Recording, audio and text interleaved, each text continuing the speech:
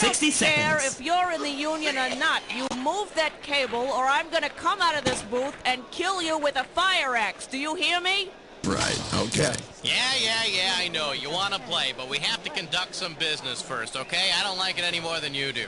Now tell me how many people we have. Did I really need to be here for one player? I mean, one player. Hey.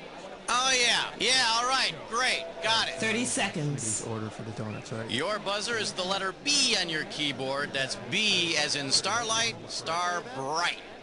Yes, it was an all-boys 20 town. seconds. If you're gonna have an ant farm in the studio, there are precautions you have to take.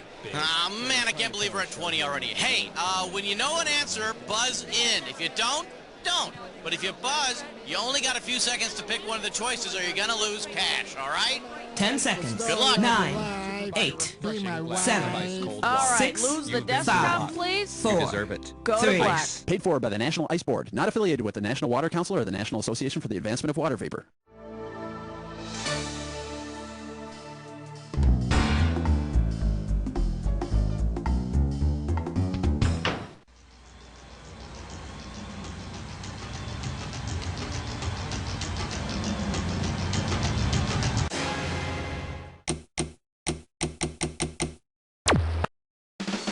It's time for the show where high culture and pop culture collide.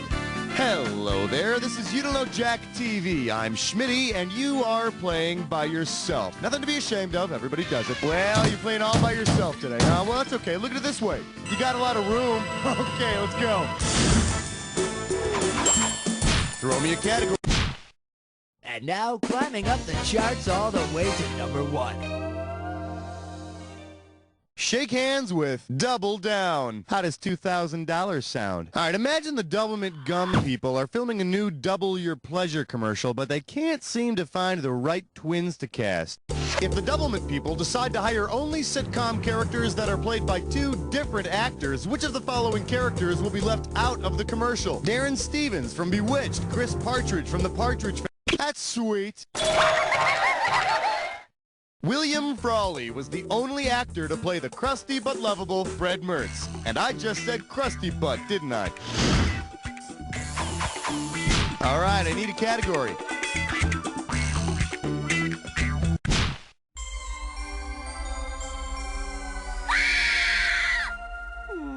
For your enjoyment, 6 Feet Under Melrose Place. $3,000 for this one. Check this out. In a horrible mix-up, a major client has left Melrose Place's D&D advertising for DAA advertising. In order to win back her client for D&D, Amanda must sabotage the efforts of DAA. If she decides to kill DAA's creative director, what might she do? Glue Ann Romano's lips and nostrils shut, poison Michael Stedman, throw Darren Stevens off a balcony, or electrocute Rhoda Morgenstern?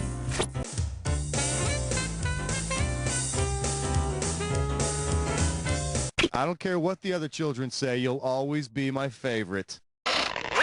You want to see what the smart money says? Amanda would have to kill Michael Stedman. He's the creative director of DAA on 30-something. And then, if you ask her nicely, she'll kill all the rest of those yuppie suckholes. Yeah, you heard me. Time. This is question 3. And our special guest tonight, I want to be a bald millionaire. You get it right, I'm putting you up $2,000. So everyone wants to be like Mike, right? Well, suppose you want to be like TV's Dr. Mike. What do you aspire to be? A doctor on a cruise ship, a frontier woman doctor, a doctor living in Alaska, or a doctor working in a coroner's office? No, then you'd be Quincy, and you would know that your score didn't die of natural causes. You killed it. Does this ring a bell? You want to be like Dr. Michaela Mike Quinn, medicine woman. So for all you guys out there, just don't perform the sex change operation on yourself, okay? All right, pick a category.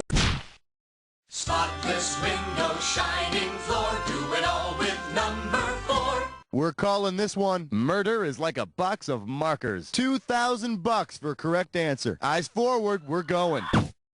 If Crayola released a box of markers based on the colors used to write on The Board in Homicide, Life on the Streets, which colors would they include in the box? Black and white, black and red and green, or raw on... On that board in the homicide squad room, open cases are written in red ink, and cases that are solved are written in black ink. But they'll probably include some other colors in the box, too. You know, the ones that the cops can use just for sniffing. Category, please. Yeah, chest strut fits dime whore. It's time for our tribulations. Let's see if you can make some sense out of this gibberish category. Eating cereal at gunpoint. $5,000 sounds like a good place to start off this gibberish question. Okay, you're going to have about 30 seconds to solve this thing, but every second and a half, I'm going to take some of that cash back. Okay, listen up. Buzz in and tell me, what famous quote does this rhyme with? Fats gun stall. Yep, pour the brand. And don't get freaked out by that pump. Now's the time to type in your answer.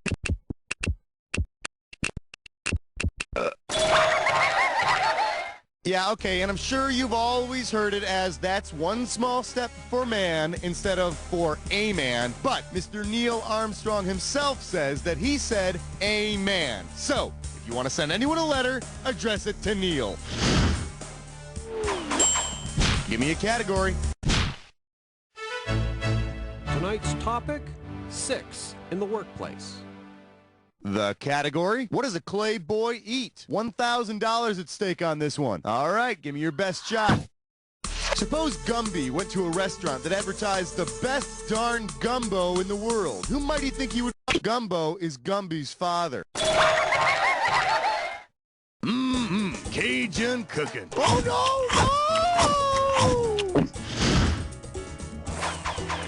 Throw... Hi. Order! Don't shoot! Got him ordered! Tonight. Savory. I love you, question 7. This category is known as, but where else is St. Elsewhere? You get this one, you pocket $2,000. Put it in gear, because here we go. Considering the show's final episode, from what might you expect all the patients in the very last episode, St. Elsewhere turns out to be nothing more than a little toy hospital in a child's snow globe.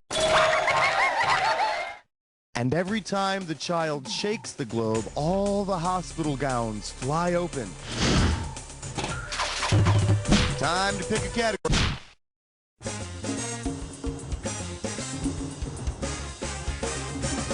The category is Getting Lucky Tonight. I got $2,000, says you don't know this one. Okay, this is one of them their analogy questions, so get your number 2 pencil out of your ear and let's get ready to party.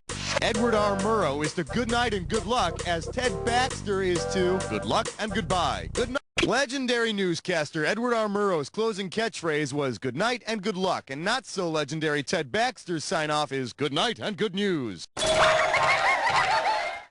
And good news is not what people get from Ted Baxter. All right.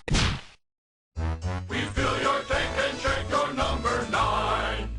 I believe this one is called Super Cooper's Not a Trooper. I'm gonna give away $3,000 this time. Hey, you know how on the Wonder Years, whenever Winnie and Kevin have a fight, Kevin always turns to Becky Slater? Well, here's the thing. Say Winnie Cooper goes on a talk show to discuss Kevin's relationship with Becky Slater. Winnie Cooper is played by Danica McKellar, and Becky Slater is played by Crystal McKellar, Danica's younger sister. We were all children then, and the world was changing around us. But I looked at her, and I looked at her sister, and I thought, yeah, baby, I can bag them both. Give me a category. The following is a test of question 10. This is only a test. Well, what do we have here? TV and New Year's resolutions. You get it right, you get $2K. So, how you doing with your New Year's resolutions? Yeah, I thought so. Considering what began on January 2nd, 1971, they implemented the ban on cigarette commercials. And of course, for those people who couldn't handle the withdrawal, there was the nicotine commercial patch. Okay, you made it through one round. Let's see what happens in round 2. Let's do it. Now in round 2. All right. 11, come on, girl. Good question. Let's take a look at Kenneth Does the Wave. You get it right, I'm putting you up $2,000. Hey, remember when newsman Dan Rather was assaulted by that guy that kept asking, "What's the frequency, Kenneth?" Well, Say Dan Rather had referred the assailant to the organization that actually assigns TV frequencies. What might Dan have said? Go ask the BBC. FCC, it stands for the Federal Communications Commission, the very kind people responsible for organizing radio and television frequencies. I'm not sure what Dan Rather's assailant's name was, but what if it were actually Rudolph? You know, I bet he'd feel really stupid after he called Dan Kenneth. He doesn't even look like a Kenneth. Category.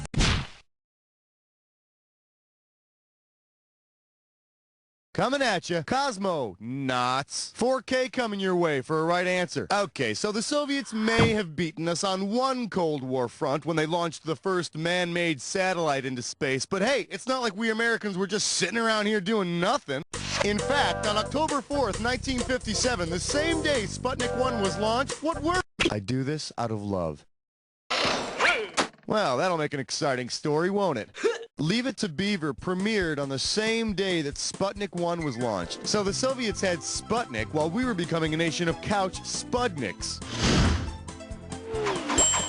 All right. 15!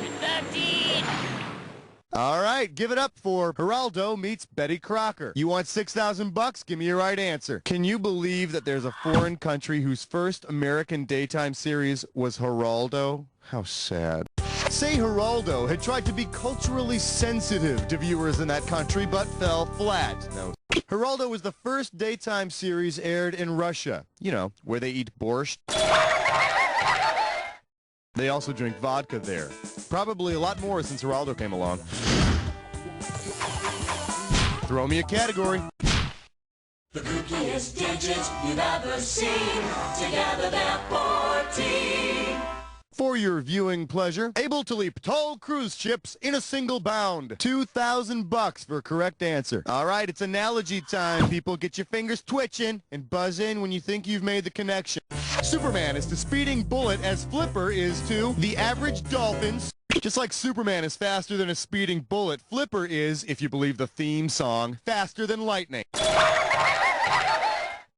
Yeah, he may be fast, but does he have a pair of underoos named after him? Because having your image on children's underwear, that is a true mark of greatness. Time to pick a category. Yeah, way to choose that category. You're about to take a bite out of a this or dat. The category for this or dat is A Little Dabney'll Do Ya. Check it out. I'm going to read off the titles. I see you got this thing down. I'm just going to put your 30 seconds on the clock, all right? And we're off. Buffalo Bill, Dabney or not Dabney? Cooperman. Madman of the People. The Slap Maxwell Story. Fibber McGee and Molly. Frank's Place. One more. That's all 7. Well, you missed 3, but you got 4. Wow, the thrill of mediocrity. Let's look at your new score. So you wanted a little help, and that's exactly what you got. Give me a category.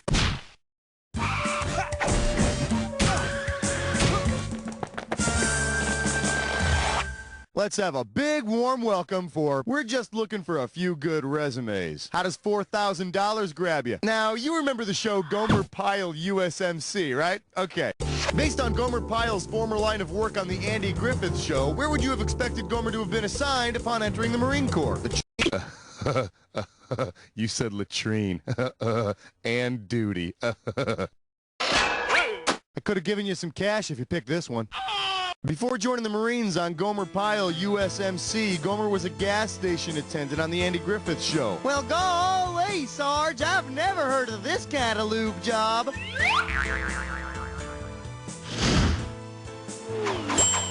Category. Thank you. Good night. Thank you. God bless. You're beautiful. Open wide and get ready for Mr. Fonzarelli. We'll see you now. How does $2,000 sound? Yeah, unfortunately, not every day is a happy day on happy days. Suppose Fonzie's accused of stealing office supplies from his own office. Which of these items? Fonzie's office is the men's bathroom at Arnold's Drive-In. The office decor might not be the best, but it's real easy to check the employees' urine samples. All right.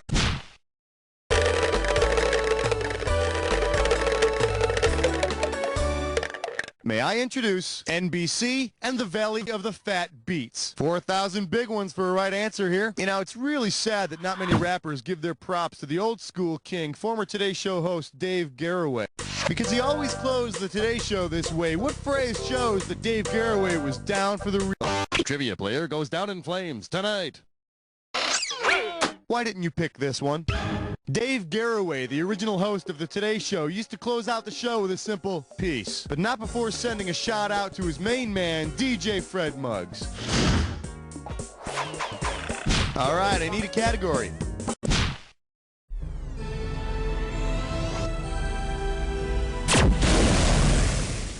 This one's called Gratuitous Human Tricks. One right answer and you got $6,000 coming at you. Hope you're hungry. It's question time. Considering who flashed her bare chest to David Letterman on an infamous 1995 episode of The Late Show, Drew Barrymore flashed David Letterman in honor of his 48th birthday. Yeah, Dave's a pretty lucky guy. I mean, it's not like you can see Drew Barrymore without clothes on just anywhere. Throw me a category. Question 20 now concludes its broadcast day. Let's see what we got going. Ricky, you've got some splaining to do. If you know this one, you're getting $4,000. See what you can do with this one. Say Ricky Ricardo is looking for a cute cartoon mascot for the club Babaloo, based on the sidekick's name. Quick Draw McGraw's sidekick, Babalooey, is actually named after the Desi Arnaz song Babaloo. And Quick Draw McGraw is named after Ally McGraw. I'm kidding. Time to pick a category.